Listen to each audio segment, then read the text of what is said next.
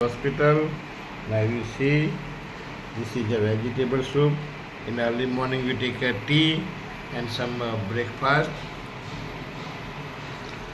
અત્યારે અમે સોનોગ્રાફી કરીને આવ્યા છે. આવ્યા પછી સાહેબને બ્રેકફાસ્ટમાં અમે સરસ મજાનું આજે સવારમાં પૌવા ખાધા.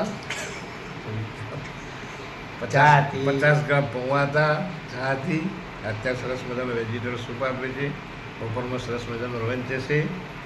Thank you very much. ચા આપે છે પણ એમાં બિલકુલ ખાંડ હોતી નથી, એટલે બીજી ઘણી ચા ઉમેરવી પડે છે. ગઈકાલે અમે સવારમાંથી આવ્યા છીએ.